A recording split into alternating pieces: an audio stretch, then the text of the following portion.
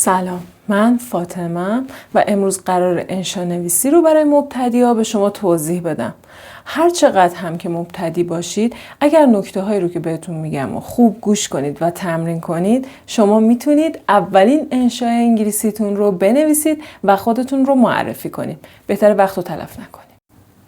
خب با هم اول در مورد آیم صحبت بکنیم که برای انشانویسی ساده شما حتما به آیم احتیاج دارید برای توصیف خصوصیات خودتون. حالا چه چیزهایی رو با آیم میگیم؟ وقتی میخوایم بگیم من هستم، مثل معرفی اسم. I'm Sarah Miller. من سارا میلر هستم. شما میتونید اسم و فامیل خودتون رو این شکلی معرفی بکنید. بعد از اون سن و سالتون. I'm 21 years old. من 21 ساله هستم. و بعد از اون خصوصیات ظاهری و اخلاقیتون. I'm tall and slim. من قد بلند و لاغرم. و یا I'm hardworking. من پرتلاشم. live یعنی زندگی کردن. از live استفاده های زیادی میتونید بکنید. I live in Tehran. یه مثال کوچولو من براتون میزنم. من در تهران زندگی میکنم. شما میتونید حالا خود آب و تابش رو بیشتر کنید و در مورد کشورتون هم حتی بگید. بعد از اون I have که شما میتونید بگید چه چیزهایی دارید. حالا چه اعضای خانواده چه چیزهایی رو که واقعا دارید. مثل I have two sisters. من 2 خواهر دارم. یا I have a car. و اینا رو میتونید با یه and به هم بچسبونید. I have 2 sisters and I have a car. یعنی من یه ماشین دارم.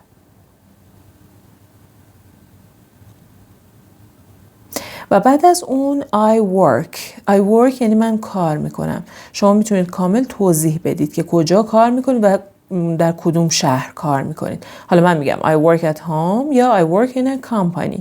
تو خونه کار میکنم، توی شرکت کار میکنم. و I'm interested in art یعنی من به هنر علاقه دارم.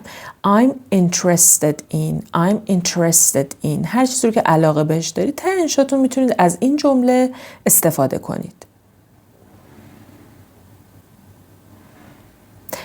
و بعد از این ما یه انشای کوچولو داریم که با هم مرورش میکنیم. I'm Sarah Miller. I'm 21 years old.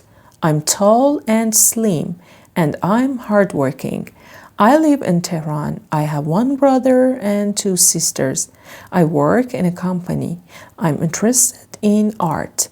شما میتونید کلماتی رو که لازم دارید از دیکشنری به راحتی یا گوگل سرچ بکنید و اضافه یا کم بکنید. برای منفی کردن جمله ها هم بعد از I'm میتونید از not استفاده کنید مثل I'm not lazy و برای بقیهش مثل work, have یا live میتونید از I don't استفاده بکنید و آخر انشاتون اضافه بکنید.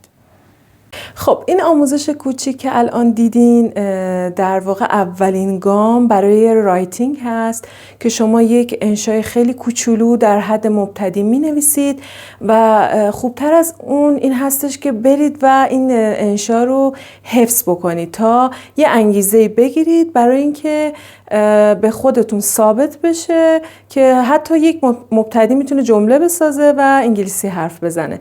میتونید انشاءاتون رو برای من بفرستید. من با کمال میل اونا رو صحیح میکنم و براتون ارسال میکنم.